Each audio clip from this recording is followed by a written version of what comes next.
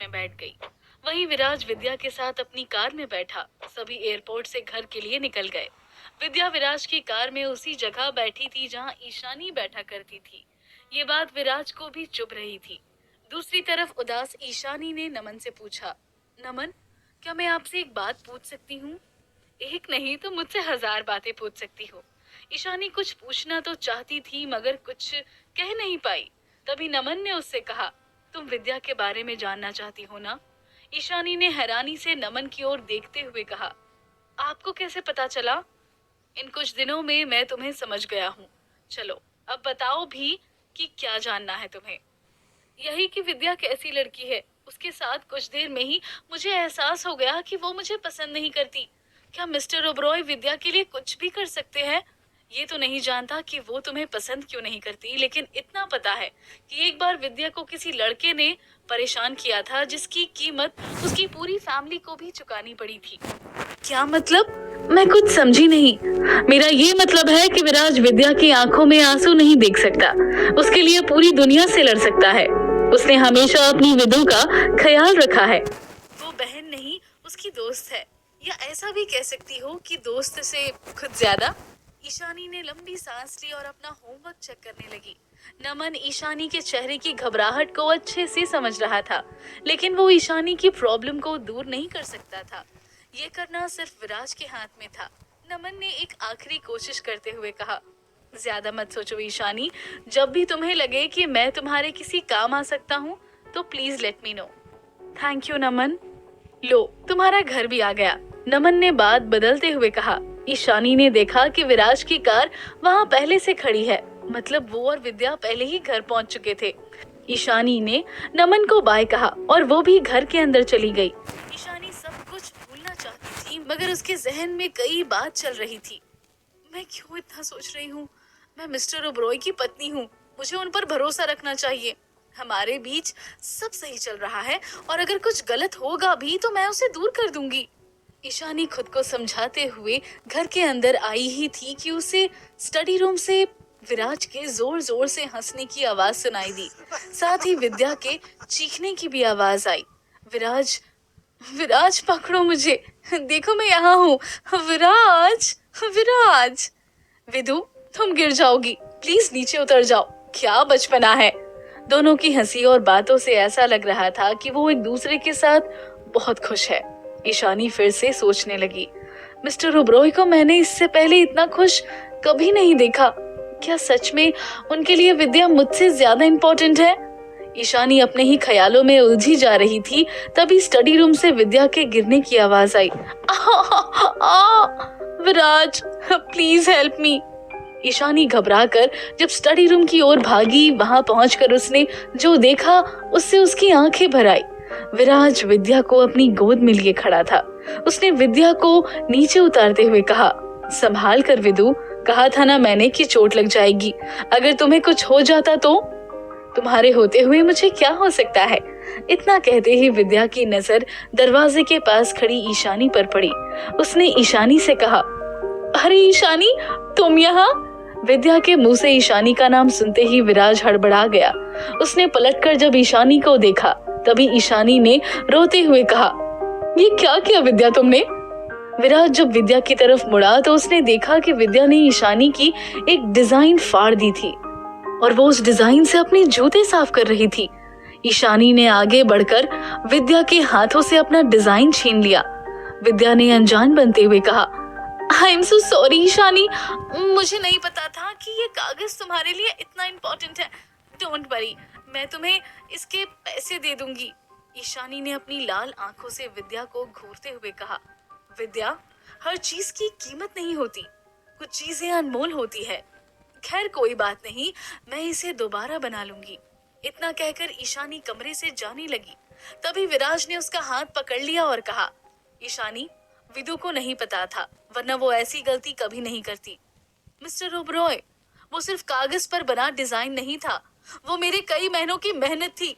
काश आप समझ पाते। खैर, अब मेरा दम घुट रहा है यहाँ। मैं कुछ दिनों के लिए चार्ल्स सर के घर जा रही हूँ। आप लोग एंजॉय करिए। बाय। ईशानी, लेकिन मेरी बात। विराज ईशानी को रोक पाता उससे पहले ही ईशानी वहां से निकल गई। विद्या ने विराज का हाथ पकड़ लिया। छोड़ो भी विराज उसे, कभी कभी हमें सामने वाले को टाइम देने की जरूरत होती है। विराज ने विद्या की बात नहीं मानी। उसने दौड़कर ईशानी का हाथ पकड़ लिया और कहा, ईशानी, तुम शायद गलत समझ रही हो, ऐसा कुछ नहीं है। मैं कुछ समझना ही नहीं चाहती मिस्टर ओबरॉय, आप मेरा हाथ छोड़िए, मुझे जाना है। ईशानी अपना हाथ छुड़ाने की पूरी कोशिश करती है, लेकिन विराज की पकड़ और मजबूत हो जाती है। तभी अचानक विद्या अपना पेट पकड़कर जोर से चिल्लाई, मेरा पेट, विराज, मेरे पेट में बहुत दर्द हो रहा है। विद्या को दर्द से तड़पता देख विराज ने ईशानी का हाथ छोड़ दिया। वो जल्दी से विद्या के पास गया। क्या हुआ विदु, कहाँ दर्द हो रहा है, बताओ मुझे, मैं हूं ना, मैं अभी डॉक्टर को बुलाता हूँ, तुम रोना बंद करो। वहीं दूर खड़ी ईशानी सोचने लगी, कभी कभी मुझे ऐसा लगता है कि शायद हम एक दूसरे के लिए बने ही नहीं हैं। शायद यही मेरे जाने का वक्त है। विद्या का ख्याल रखने में विराज भूल ही गया कि ईशानी भी वहीं खड़ी थी।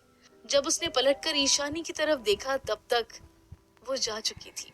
ईशानी बिना कार और बिना कोई कपड़ों का बैग लिए वहां से निकल गई।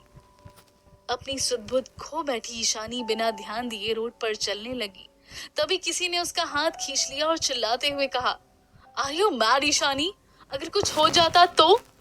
नमन, आप यहाँ क्या कर रहे हैं? छोड़िए मुझे, मैं चली जाऊंगी।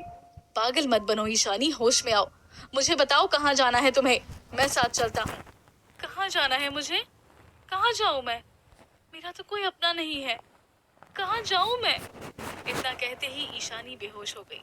कुछ देर बाद जब उसकी आंख खुली तो उसने खुद को मिस्टर चार्ल्स के घर पर पाया। ईशानी के बेड के आसपास नमन और चार्ल्स खड़े थे। चार्ल्स ने ईशानी के मूड को सही करने की कोशिश करते हुए कहा, I am very hungry Ishani, can you make some food please? Mister Charles का चेहरा देखते ही ईशानी का मूड थोड़ा ठीक हो गया। उसने कहा, आप बैठिए सर, मैं कुछ बना कर लाती हूँ।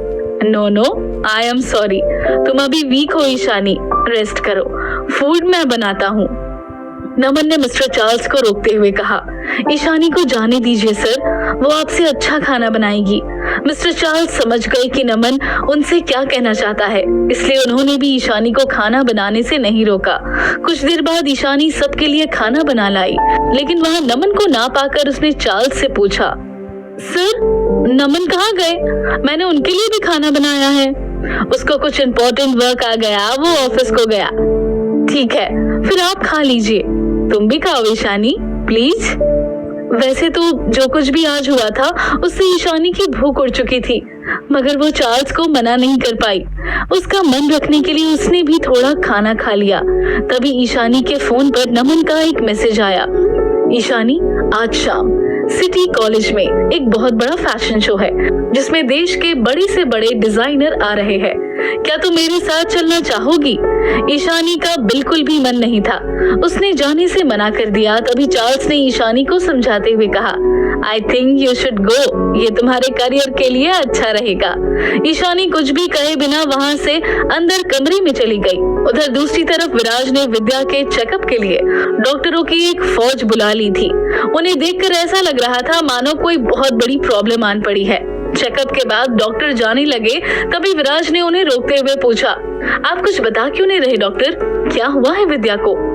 विद्या का चेकअप के बाद डॉक्टर ने नाराज होकर कहा, कुछ नहीं हुआ है, ये बिल्कुल ठीक है, हमारी जांच में कुछ नहीं मिला। अगर आपको मुझ पर डाउट हो तो आप दूसरे डॉक्टर से कंसल्ट कर सकते हैं, बट जहाँ तक हमें पता है she is absolutely fine. Doctor की बात से विराज समझ गया कि ये सब विद्या ने जानबूझ कर किया था। उसने जब विद्या को देखा तो उसने अपनी नजरें नीचे कर ली। डॉक्टर को बाहर छोड़कर विराज विद्या के पास आया और उसने कहा, विदु, क्या था ये सब, क्यों किया तुमने ऐसा? सॉरी विराज, मैं डर गई थी कि कहीं ईशानी मुझे तुमसे दूर ना ले जाए। मुझे लगा मैंने उसका डिजाइन गलती से फाड़ दिया है, इसलिए वो नाराज होकर जा रही है, और अगर तुम उसके पास गए तो वो तुम्हें भी मेरे खिलाफ भड़का देगी। मैंने उसकी आंखों में देखा है, वो मुझे कुछ खास पसंद नहीं करती। तुमने भी तो उसके साथ गलत किया है, इस बार मैं तुम्हें माफ करता हूँ। प्लीज नेक्स्ट टाइम ऐसी बचकानी हरकतें मत करना। ओके विराज। विद्या ने विराज को अपनी बातों में फंसा लिया। विराज सब समझ रहा था, लेकिन वो अपने मॉम डैड के लिए वचन में बंधा हुआ था। उधर मिस्टर चार्ल्स के घर पर ईशानी अपना होमवर्क पूरा करने में लगी थी। शाम के 3 बज गए थे, तभी ईशानी को बाहर से एक आवाज सुनाई दी। ईशानी, ईशानी, कहाँ हो तुम? मेरे सामने आओ। ईशानी भागकर कमरे से बाहर आई तो उसने देखा कि सामने विद्या खड़ी थी। उसने ईशानी पर चिल्लाते हुए कहा, ईशानी, अगर तुम्हें मैं नहीं पसंद तो साफ साफ विराज को बोल दो। इस तरीके से यहाँ आकर रहना गलत है। तुम क्या दिखाना चाहती हो विराज को? कुछ नहीं, मैं तो अपने काम के सिलसिले में यहाँ आई हूँ। ठीक है, अब तुम यहाँ आ ही गई हो तो यहीं रहो। विराज तुम्हारा होगा, ये बात अपने दिमाग से निकाल दो। और हाँ, एक और बात, आज रात मैं और विराज सिटी कॉलेज जा रहे हैं। विराज को वहाँ एज अ चीफ गेस्ट बुलाया गया है। प्लीज तुम वहाँ भी मत दिख जाना। ईशानी को खरी खोटी सुनाकर विद्या वहाँ से चली गई। ईशानी ने एक लंबी सांस ली और तुरंत नमन को कॉल किया। नमन, मैं आपके साथ सिटी कॉलेज चलने के लिए तैयार हूँ, लेकिन तुमने तो मना कर दिया था। अचानक क्या हो गया? बहुत कुछ हो गया है, आप वो सब छोड़िए, मिलते हैं 9 o'clock। नमन ने ईशानी के लिए कई सारे कपड़े भेजे, क्योंकि उसे पता था ईशानी विराज के घर से कुछ भी नहीं लेकर आई थी। ईशानी ने नमन के भेजे कपड़ों का एक लंबा चौड़ा पोस्टमार्टम करते हुए उसे एक स्टाइलिस्ट ड्रेस में बदल दिया, जिसे बनाने में चार्ल्स ने भी उसका साथ दिया। ईशानी जब उन कपड़ों को पहनकर नमन और चार्ल्स के सामने आई तो दोनों की आंखें खुली की खुली रह गई। चार्ल्स ने ईशानी की तारीफ करते हुए कहा, oh my god, you are looking so gorgeous Ishani. Naman भी मिस्टर चार्ल्स की तरह ईशानी की तारीफ करना चाहता था, लेकिन उसे अपनी सीमाएं पता थी, इसलिए उसने कुछ नहीं कहा। तभी ईशानी ने नमन से कहा, क्या आप कुछ नहीं कहेंगे नमन? मेरे कहने से पहले सर ने सब कह दिया, तो मैं बस इतना कह सकता हूँ कि चले, वरना हम लेट हो जाएंगे। नमन के मजाक पर सभी हंस पड़े। ईशानी और नमन वहाँ से निकल गए। उनके जाते ही मिस्टर चार्ल्स ने कहा, लव हमेशा जीतता है, चाहे कुछ भी हो, जीत तो उसी के प्यार की होगी। मिस्टर चार्ल्स के बगल में खड़े केयरटेकर ने हैरानी से कहा, सर, आपने एकदम सही हिंदी बोली है। फाइनली आप सीख रहे हैं, लेकिन आपके ऐसा कहने का क्या मतलब है? मतलब तो टाइम बताएंगे, हम तो बस वेट कर सकते हैं। ईशानी और नमन की सिटी कॉलेज पहुंचते ही पूरी मीडिया ने उन्हें घेर लिया और ईशानी पर सवालों के बाण छेड़ दिए। मिसेस ईशानी ओबरॉय, आप नमन सिंघल के साथ कैसे? मिसेस ईशानी, क्या आपका मिस्टर विराज ओबरॉय के साथ तलाक हो गया है? कहीं आप दोनों अलग होने का तो नहीं सोच रहे? आखिरकार कहाँ है वो? आप दोनों एक साथ क्यों नहीं? मिसेस ईशानी, क्या आप कुछ बोलेंगी? मीडिया के सवालों से ईशानी परेशान हो गई। नमन उसे किसी तरह से बचाते हुए अंदर ले आया। अंदर आते ही ईशानी और नमन ने देखा कि मीडिया वाले बाहर आई एक कार के पीछे भाग रहे हैं। विराज और विद्या साथ में उस कार से उतरे। विद्या ने विराज की बाहों में बाहें डाल रखी थी। मीडिया वालों ने विराज से भी वही सवाल किए। मिस्टर ओबरॉय, क्या आप और आपकी वाइफ ईशानी अलग हो गए हैं? मिस्टर ओबरॉय, क्या आपने दूसरी शादी कर ली है? आप दोनों अलग अलग लोगों के साथ कैसे? विराज ने मीडिया के सवालों का कोई जवाब नहीं दिया, लेकिन विद्या बोल पड़ी, आपके सभी सवालों का जवाब आपको कुछ ही दिनों में मिल जाएंगे, और वो जवाब सभी के लिए खुशियां लाएंगे। विद्या के इतना कहते ही पूरी मीडिया में हलचल मच गई। सभी आपस में बातें करने लगे। विराज ने जब सामने खड़ी ईशानी को ये सब सुनते देखा तो अंदर तक कांप गया। उसे उम्मीद नहीं थी कि ऐसा कुछ भी हुआ होगा।